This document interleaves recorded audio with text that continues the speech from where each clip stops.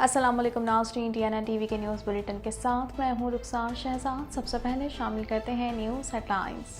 कराची समेत सिंध भर में पोलियो मुहिम शुरू। 7 रोज़ मुहिम में 24 लाख से ज़ायद बच्चों को पोलियो के कतरे पिलाए जाएंगे।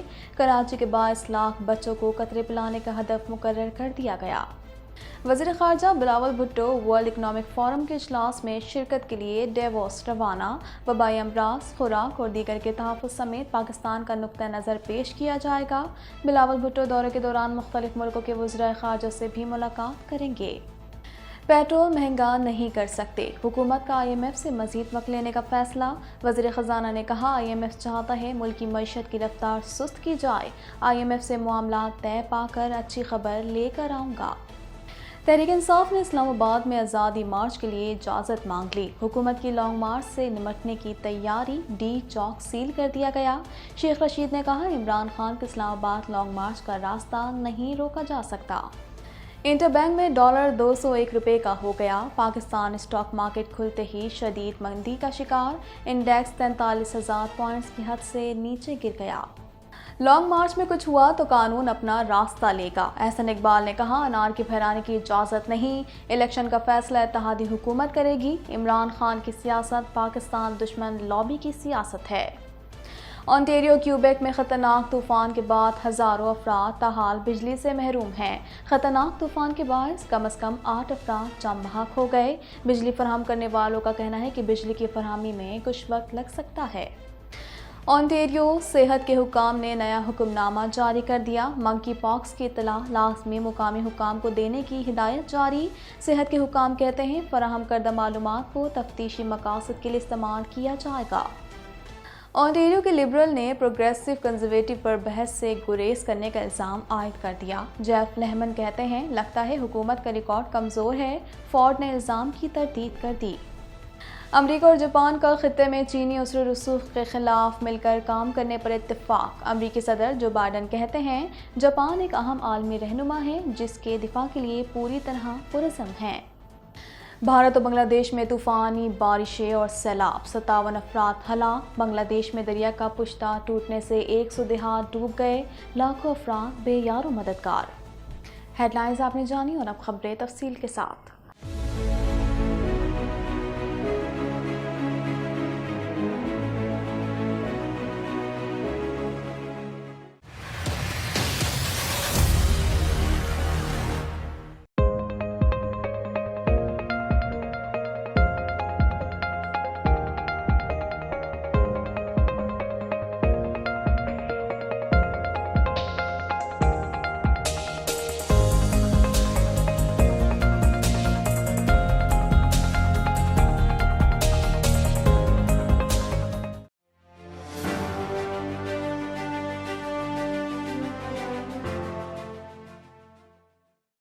महकमा सेहत के हुक्काम के मुताबिक 6 माह से 5 साल तक के बच्चों को विटामिन D की इजाफी खुराक दी जाएगी।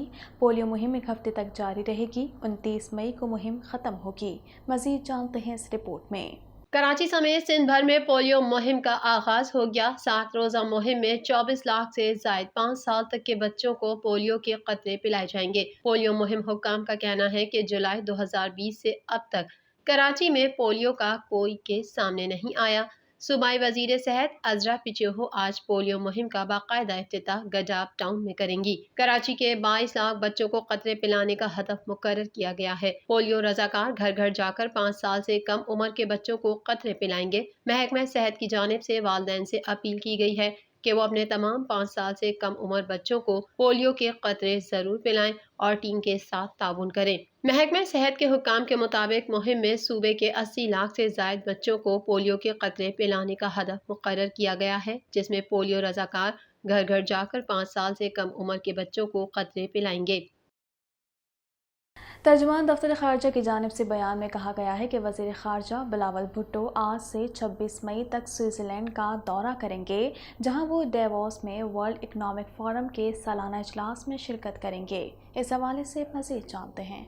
वज़ीर ख़ारजा Bilawal Bhutto world economic forum के सालाना इजलास में शिरकत के लिए आज डेवोस रवाना होंगे। तर्जुमान का कहना था कि दौरे के दौरान वज़ीर मुमलिकत ख़ारजा उमूर हिना रब्बानी खर भी बिलावल के हमरा होंगी। दफ्तर ख़ारजा ने कहा कि वज़ीर ख़ारजा عالمی اور علاقائی مسائل پر ورلڈ اکنامک فورم کی متعدد تقریبات میں شرکت کریں گے، جس میں وبائی امراض، خوراک اور توانائی کے تحفظ سمیت موسمیاتی تبدیلی سے پیدا چیلنجز کے بارے میں پاکستان کا نقطہ نظر پیش کیا جائے گا۔ ترجمان کے مطابق بلاول بھٹو دورے کے دوران مختلف ملکوں کے وزرائے خارجہ سے بھی ملاقات کریں گے۔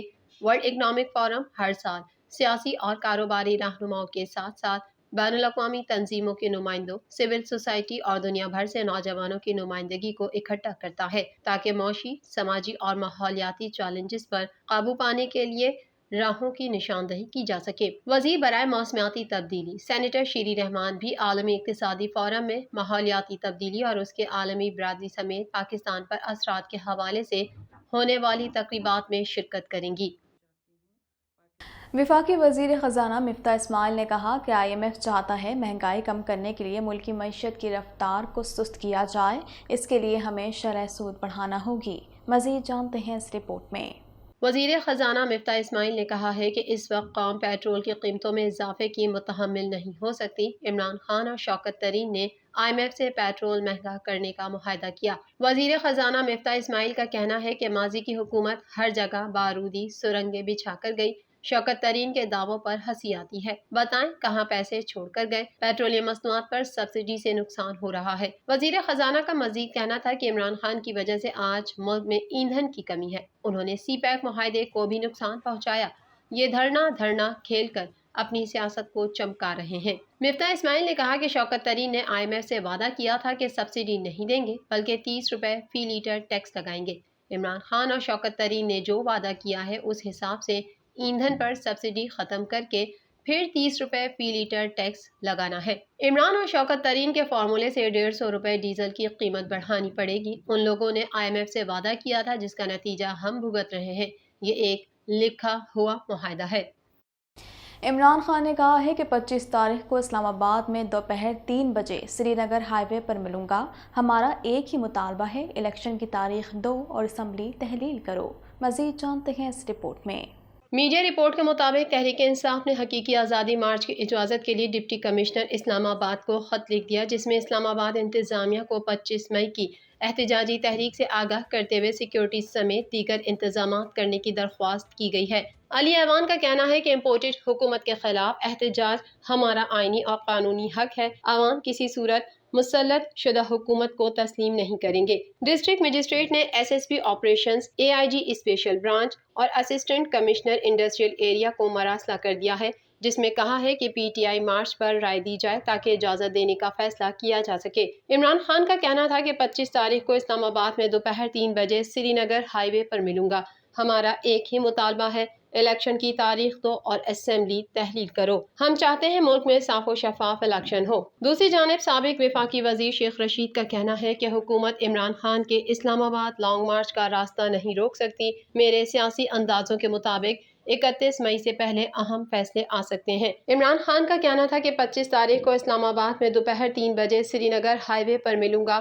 ہمارا ایک ہی مطالبہ ہے، الیکشن کی تاریخ دو اور اسمبلی تحلیل کرو۔ ہم چاہتے ہیں ملک میں صاف و شفاف الیکشن ہو۔ دوسری جانب سابق وفاقی وزیر شیخ رشید کا کہنا ہے کہ حکومت عمران خان کے اسلام آباد لانگ مارچ کا راستہ نہیں روک سکتی۔ میرے سیاسی اندازوں کے مطابق 31 مئی سے پہلے اہم فیصلے آ سکتے ہیں۔ حکومت نے تحریک انصاف کے لانگ مارچ سے نمٹنے کے لیے دیگر صوبوں سے پولیس، FC اور رینجرز طلب کر لی، جبکہ کنٹینر لگا کر ڈی چوک کو سیل کر دیا۔ پاکستان اسٹاک مارکیٹ کھلتے ہی 100 انڈیکس 488 پوائنٹس کی کمی کے ساتھ 43,000 پوائنٹس کی حد سے نیچے گر گیا۔ مزید جانتے ہیں اس رپورٹ میں۔ انٹر بینک میں ڈالر 86 پیسے مہنگا ہو کر 201 روپے کا ہو گیا۔ کاروباری ہفتے کے پہلے روز بھی ڈالر کی انٹر بینک میں قدر میں مسلسل اضافے کا سلسلہ جاری ہے۔ گزشتہ ہفتے انٹر بینک میں ڈالر نے اپنی ڈبل سینچری مکمل کی تھی۔ گزشتہ کاروباری ہفتے میں امریکی ڈالر 7 روپے 61 پیسے مہنگا ہوا اور 200 روپے 14 پیسے پر بند ہوا۔ میڈیا رپورٹ کے مطابق پاکستان اسٹاک مارکیٹ کھولتے ہی شدید مندی کی لپیٹ میں ہے۔ کاروباری ہفتے کے پہلے روز ٹریڈنگ کے آغاز کے 30 منٹس میں ہی 100 انڈیکس میں 488 پوائنٹس کی کمی ریکارڈ کی گئی۔ 100 انڈیکس 43,000 پوائنٹس کی حد سے نیچے گر گیا اور 42,612 پوائنٹس پر ٹریڈنگ جاری ہے۔ ماہرین کا کہنا ہے کہ اسٹیٹ بینک آج اگلے 1.5 ماہ کے لیے مانیٹری پالیسی جاری کرے گا، جس میں انویسٹرز 100 سے 150 بیسس پوائنٹس کا اضافہ دیکھ رہے ہیں۔